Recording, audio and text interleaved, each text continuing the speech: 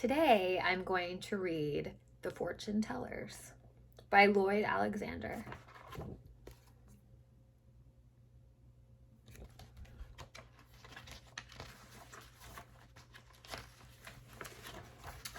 A young carpenter was unhappy in his trade. Will I be hammering and sawing the rest of my days? He asked himself, without wife or sweetheart, and nothing but long labor for little pay. He kept wondering if the future held anything better. Hearing that a fortune teller had come to the neighboring town, he set off eagerly to learn the answers to his questions. He found the prophet living in a room above a cloth merchant's shop. My first prediction is this, the fortune teller said before the carpenter could begin. You're going to pay me a nice fee. But that's a mere trifle to someone destined for wealth. Do you see me rich then? Exclaimed the carpenter, gladly handing over the coins the fortune teller demanded. Rich you will surely be, answered the fortune teller, settling his magic cap on his head and gazing into the crystal ball on the table. On one condition, that you earn large sums of money. Marvelous, cried the carpenter. Things look brighter already. And with so much wealth, will I be famous too? No question about it, said the fortune teller, once you become well known. Amazing, said the carpenter. But now tell me, will I marry and be happy ever after? You shall wed your true love, said the fortune teller, if you find her and she agrees. And you shall be happy as any in the world if you can avoid being miserable. I love this picture.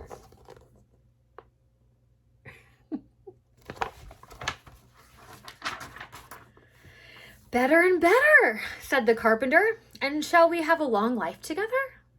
The longest, replied the fortune teller, again peering into the crystal ball. Only one thing might cut it short. An early demise. Wonderful, cried the carpenter. Thank you, Master Seer, thank you. And with that, he left the fortune teller and hurried homeward, impatient for all of these good things to happen. He had scarcely gone halfway when he thought of a dozen more questions he was burning to ask, so he turned around and ran back as fast as he could. To his surprise and disappointment, he found the room empty.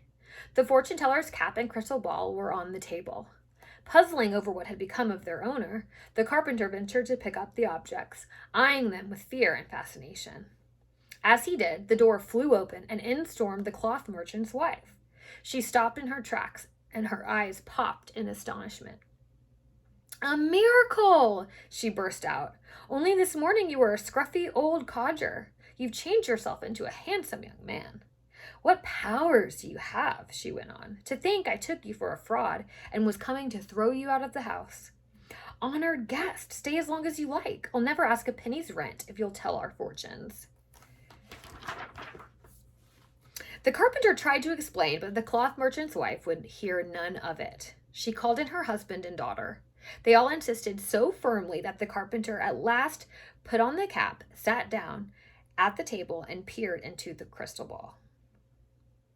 Tell me straight off, said the cloth merchant's wife. Are we to be rich, with fine clothes, horses, and herds of cattle? Though he stared and squinted, the bewildered carpenter saw nothing whatsoever. At a loss for what else to do, he recalled what the fortune teller had told him. Yes, enormously rich, said the carpenter, as soon as you gain a lot of money. You'll have all those good things once you can afford to buy them. Shall we live long and happy? Asked the cloth merchant. Indeed so, replied the carpenter. You need only stay healthy and keep breathing. And I? Asked the cloth merchant's daughter. Shall I find my true love? As for that, said the carpenter, blushing a little, I can assure you it will happen. In fact, it's happened already. Hearing of this marvelous prophet, the neighbors came clamoring to know their futures, pressing coins into the hands of the carpenter, who told the same to each in turn. If that's all there is to it, he said to himself, I like it better than carpentry. So instead of going back to his hammer and saw, he set up as a fortune teller. His fame spread quickly. He grew richer than he had ever dreamed, married the cloth merchant's daughter, and lived long years of happiness. As to the real fortune teller, while he had been leaning over the balcony, wondering if tomorrow would be hotter than yesterday, he lost his balance, tumbled down into a passing cart, and jolted the driver off the seat. The frightened ox bolted, went plunging through town into the savannah, where the fortune teller was thrown clear, only to be chased by a lion, and as he climbed a tree to escape, he broke open a hornet's nest and...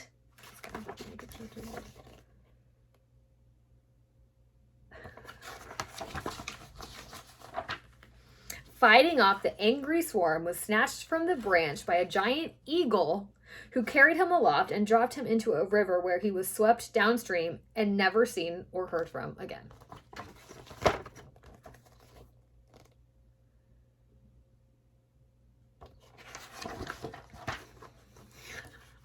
Despite his wealth and fame, the carpenter never forgot his benefactor.